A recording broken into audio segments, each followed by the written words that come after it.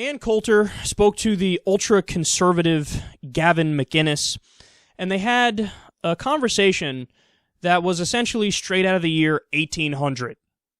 When did it start? Was it 65 when the gates just were broken open? They said it was temporary, but they never closed again. They came right off the hinges. Yeah, it came off the hinges. It was the Kennedy's 65 Immigration Act, specifically designed to change the demographics of this country, though when it went through, as with Obamacare, surrounded with lies, a miasma of lies. This will not change the demographics of America. We'll get basically the same people we've always gotten. No, it was specifically designed to bring in peasant cultures who would remain poor for generations, remain on government support, so that you would have a solid block of Democratic voters. And it worked. Obama never would have been elected, and he certainly wouldn't have been reelected. Romney won bigger against... If the demographics of this country had not changed so dramatically because of immigration, Romney would have won a bigger landslide than Reagan did against Carter in 1980. Really? Well, the other big problem with that was women voters. Women should have the right to vote, but should they vote? Well, as you know, my position is women should not have the right to vote. Good. It's very popular on college campuses. Yeah, I mean, we'll lose the odd Ann as collateral damage, but... No, we can still write books. We can run for office. You just can't vote. Exactly. How about if you don't pay tax, you can't vote? That was what my father always said. Really? I've just been obsessed with this recently, thinking, you're not a customer. You don't have a say in how this restaurant goes. That's like strangers coming in off the street, homeless men, and saying, I want this on the menu, and then walking out. Well, technically what he said was you could vote if you weren't getting back stuff from the government. If you're breaking even... Okay, but not if you're getting more from the government than you're paying in. Well, you're just voting for more stuff for yourself. Yeah. Exactly, yeah. That's why Democrats like them so much. I love how stupid and ignorant these guys are. Because they think they're like, we found a way to eliminate Democrats from voting. Make it so that if you don't pay taxes, you can't vote. We got them! We just got them! Oh my god. Look at the data, you fucking children. Who are the biggest net receivers of federal tax money? So that's exactly what Coulter said. Like, the people who take money back, they really shouldn't be able to vote. Who are the biggest net receivers? Like 9 of the top 10 are conservative states, red states.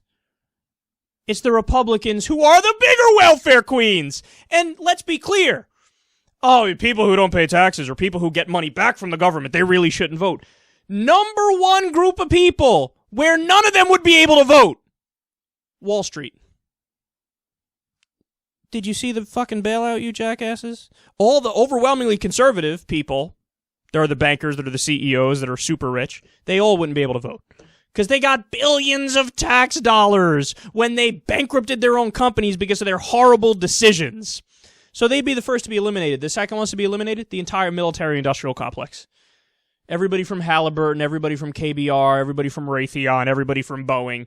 They are the biggest welfare queens. ExxonMobil! Nobody would ever be allowed at ExxonMobil to vote. They take billions of dollars of subsidies every year. Your plan of people who don't pay taxes or people who get money back from the government, they shouldn't vote, that would eliminate a lot of Republicans, you assholes. But it's so funny how they're like, well, obviously the moochers and the parasites are the Democrats, so let's do this policy. No, but look at the data. That's not true. You think it's true because you're an idiot who buys into ridiculous stereotypes. Just like Mitt Romney with his 47%. The 47% are never going to take personal responsibility and they're just going to be moochers. In his mind, that 47% are all Democrats. But like I said, if you look at the data, they're not. More of that money goes to Republican states. Oh my God, they're so stupid. Oh my God, they're so stupid. They're so stupid. But did you catch in the middle? That wasn't even the most outlandish shit they said, which is insane. They just said, we are anti-democracy, we are pro-fascism. But that's not even the most extreme thing they said. Ann Coulter's like, women shouldn't have the right to vote. And that whole mindset stems from the idea that, like, okay, little woman, you know your place. Now go in the kitchen and make daddy a sandwich. That's like the idea behind it. So your whole career is down the fucking drain. But notice she made an exception. She's like, well, of course we should be able to write books and give political opinions and stuff like that. Anything I do should be allowed, but they shouldn't be able to vote, though. What a ridiculous human being. And notice, what were the Founding Fathers in favor of? The worst aspect of the Founding Fathers was what? I don't know, maybe the fact that they were fucking pro-slavery, and they said only land-owning white men should be able to vote. Now, notice what they just said right there. The people who, in their minds, they think, people who don't pay taxes are people who get money from the government. What are they really saying in their own mind? Again, they don't know the data, so they don't know that they're actually against their own people in many respects here. But in their own minds, they're thinking, don't let the black people vote. Don't let the poor white people vote who don't own land. And don't let the women vote. They go on. They said that, okay? So don't let any of those people vote. Only land-owning white males should be able to vote.